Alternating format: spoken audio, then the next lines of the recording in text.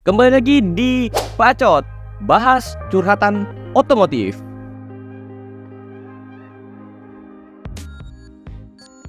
Jadi kali ini aku dapat pertanyaan ya, ini bagus banget ya, dari Bro Dimas, asalnya Cirebon dengan motornya NMAX New 2022 ya, berarti NMAX New lah ya. Nah, yang jadi aku suka dari pertanyaan ini tuh ya, ini tuh mewakili dari beberapa orang dengan kendala budgeting ya. Jadi nggak usah lama-lama lagi, langsung aja kita bahas apa ini ya pertanyaannya. Ko Andrea, salam kenal, saya Dimas. Salam kenal ya Bro Dimas. Saya sering nonton video-video Koko dan bersyukur sekali jadi dapat ilmu baru soal CVT. Ya begitulah ya, karena tujuannya aku bikin channel ini tuh memang edukasi ya, walaupun juga masih banyak juga yang menghujat ya, tapi ya aku tetap seneng kok. Begini kok, awalnya aku berencana untuk ganti kampas ganda ke versi NMAX All. NMAX All bukan NMAX New, bukannya sama kan? Tujuannya buat ngurangin gerdek di motor. Saya sudah beli di toko oren dan dapat harga yang bisa dibilang dana pelajar. Under 100.000.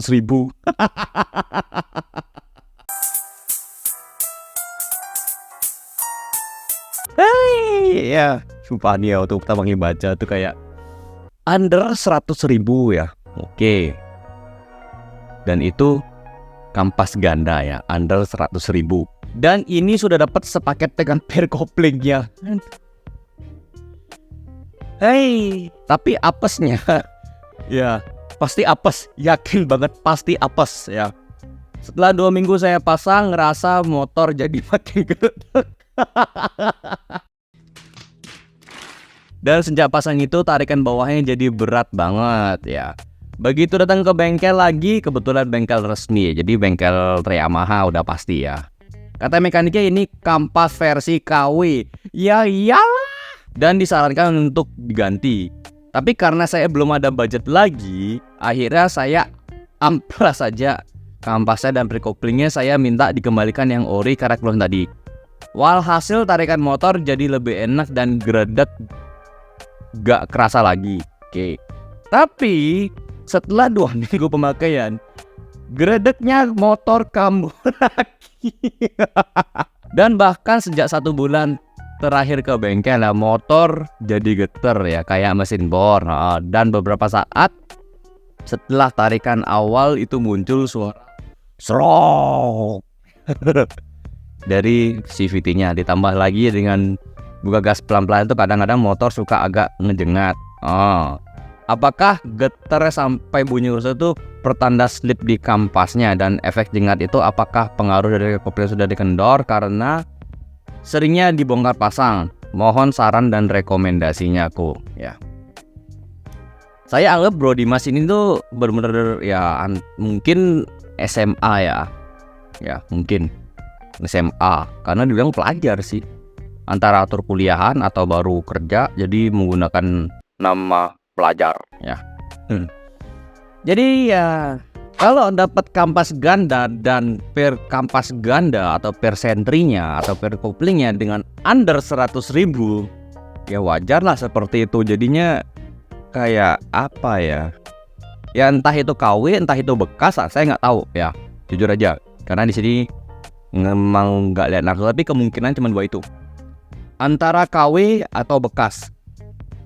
Dan efek penggunaan untuk part-part CVT ya beda dengan kayak spion, hand grip itu. Kalau kalian pakai yang tidak ori itu masih mending lah ya. Tapi ini di CVT, di bagian mesin ya, bagian penggerak, kalian pakai berani banget yang KW, kopi dan sebagainya, ya wassalam lah ya. Jadi nggak heran, karena ya percuma aja kalau kayak cuman di kampas itu cuman dihalusin doang gitu loh.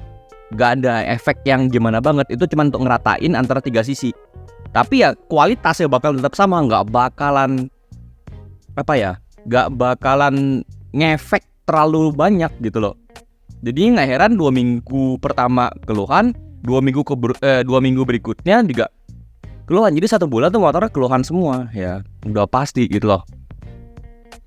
Jadi ya kalau masalah ngejengat ya itu tergantung dari part CVT yang kamu pasang sebelumnya gitu loh. Maksudnya apakah ini benar-benar semuanya ori atau hanya diganti cuman per kampas ganda dan kampasnya, karena di sini nggak dijelasin secara utuh ya untuk fullnya. Tapi kalau ngejengat itu kemungkinan bisa jadi karena rollermu yang mungkin kamu ganti itu jauh lebih ringan ya. Kemudian per CVT juga pakai standar, kemudian juga efek dari penggunaan per CVT standar. Jadi dipakainya itu terlalu ringan semua, jadi ngejengat ya udah pasti. Saking ngejengatnya ya, jadi saking ringannya itu per kampas gandanya itu ngebukanya terlalu cepat. Otomatis ketika perputaran antara kampas ganda ya, otomatis kan kampas ganda tuh kalau diputar dia pasti bakalan mekar kan ya, mekar ya. Nah seperti ini deh ya, contoh aja seperti ini ya kan, dia otomatis bakalan mekar gitu loh. Ini kampas ganda itu bakalan mekar kan, ada 1, ada 2, ada 3 sisi kan, jadi ini bakalan dia mekar gitu loh. Nah mekarnya itu yang bagus loh ya, itu harus selaras dengan putaran dari kampas ganda gitu loh. Jadi kalau kampas gandanya ini muternya dia selaras, itu tidak bakal namanya terjadi geredek ya. Walaupun tipis itu pasti ada ya, tipis-tipis itu pasti ada, tapi jarang banget terasa ya kalau putarannya itu bagus. Nah sedangkan kalau dari kasusnya Bro Dimas ini ya, kalau sudah bunyi stroke ya, ini pengalaman aku juga, itu per kampas gandanya sudah keok gitu loh. Atau bisa jadi ya memang per kampas gandanya yang diganti ya dari mekaniknya itu, siapa tahu nakal loh ya. Aku nggak akan nuduh, siapa tahu nakal itu diganti dengan yang aneh-aneh gitu loh, atau yang memang lebih ringan lagi. Jadinya ketika ada putaran ya kampas ganda ini pasti kalau ada namanya kita buka gas, otomatis kan tenaganya disalurkan ya. Kampas ganda ini bakalan muter ya, bakal mekar, dan untuk bisa menggerakkan kampas gandanya ini. Nah jadi dia bakalan mekar, kemudian bakal bergerak bersama gitu loh. Itu yang bagusnya seperti itu pada saat bersamaan. Kalau udah stroke seperti ini, sudah pasti kampas gandanya ini terlalu cepat mekarnya untuk berputar daripada mangkoknya ya. Ini semua motor kasusnya bakalan sama ya, karena konsepnya juga CVT, semua motor bakalan sama seperti itu ya. Jadi kalau kayak geter kayak apa itu sudah pasti lah ya, karena ya yang KW kayak gini ya udah gitu loh ya. Kalau misalkan tadi dibilang itu ya, mana dia, pengaruh dari perikopi yang udah kendor karena sering dibongkar pasang. Kalau cuman dari sekali 2 kali harusnya nggak bakal terlalu ngefek ya, kecuali kalau kamu bukanya itu seminggu sekali dan terus-terusan ya bisa aja gitu loh. Tapi kalau cuman 1-2 kali harusnya nggak terlalu, kecuali kalau dari faktor umur ya. Kalau faktor umur ya memang harus diganti gitu ya. Ini naruh dulu deh mangkoknya. Oke. Jadi kurang lebih seperti itu ya.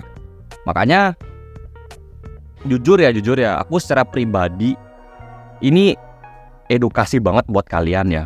Kalau kalian tidak ada dana atau memaksakan dana untuk upgrade CVT ya, dengan dana pelajar ya, itu udah pasti kayak ya hasilnya seperti ini gitu loh. Jadi nggak heran kenapa kalau mungkin ya bagi sebagian orang bilang kayak, wah paketku nih mahal ya memang mahal gitu loh. Tapi ada juga yang bilangnya ya ini masih terjangkau. Jadi ini perspektifnya beda-beda ya memang. Karena ya aku lebih mentingin namanya kualitas gitu loh. Dan sampai saat ini ya mayoritas ya yang beli di aku itu hampir tidak pernah ada keluhan ya, hampir ya. Mungkin ada 1-2 ya, karena mungkin ada yang kurang cocok, karena karakternya begini begitu, jadi harus ada sedikit perubahan penyesuaian, itu ada. Tapi kalau yang sampai hancur kayak begini aku belum pernah ya. Aku belum pernah. Entah itu yang masang di bengkel, entah yang mau beli online sama aku ya, seperti itu ya. Jadi kalau memang tujuannya ngurangin geredek, paketku juga bisa ya, tapi ya sekali lagi bukan harga pelajar gitu loh ya. Jadi kalau aku sarani ya tetap aja harus namanya menabung ya. Itu memang geredek itu bukan sesuatu yang fatal ya, sekali lagi bukan sesuatu yang fatal. Kalau mengganggu tipis-tipis ya kayak ada perasaan kayak serp ya itu, tapi dia tidak mengganggu performa ya. Jadi harusnya bisa ditahan ya untuk menggantinya sampai ada dananya terkumpul seperti itu. Jangan maksa dengan yang namanya budget belajar, karena jujur aja ya, kalau kalian beli part-part untuk yang krusial ya, entah itu di bagian mesin, transmisi ya seperti itu ya, yang berhubungan dengan performa, itu jangan sekali cari yang dana pelajar gitu loh. Jadinya kalau kalian nemu-nemu di online store apa dimanapun dana pelajar ya hindari aja gitu loh. Tapi terserah kalian, kalau kalian mau maksa ya terserah kalian beli. Jadi hasilnya seperti ini gitu loh ya. Jadinya nabung aja deh daripada kasus kayak gini, karena ya jujur aja ya, kalau kalian sudah nyangkutnya mesin dana pelajar ya, beli partnya memang murah, nanti resikonya itu jauh lebih mahal ya, serius jauh lebih mahal, karena ya kalian harus bongkar ini itu gini itu ya, bahkan ribet. Kalau kalian yang seperti aku bilang ya, mungkin kayak spion lah, hand grip lah, handle lah, itu kalau dana pelajar masih oke lah, atau stiker motor lah itu masih oke lah. Tapi kalau kayak sudah berhubungan dengan performa itu jangan sesekali yang namanya dana pelajar. Oke. Nah, untuk Bro Dimas, kalau yang nonton video ini ya, gampang banget, aku sudah cantumin linknya di kolom komentar untuk ininya, linknya, pembeliannya ya. Jadi kalau kamu memang mau beli ya silahkan ya.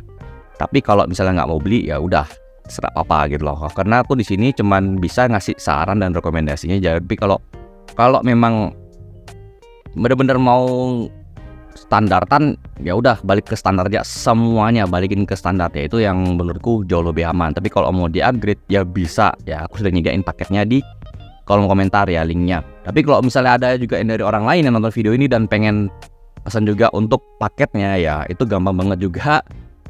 Kalian tinggal komen aja nama motornya apa, nanti aku bakal kasih linknya. Oke. So guys, itu yang bisa aku sharing untuk kali ini. Terima kasih sudah nonton video ini sampai selesai. Sampai jumpa di video berikutnya. Bye bye.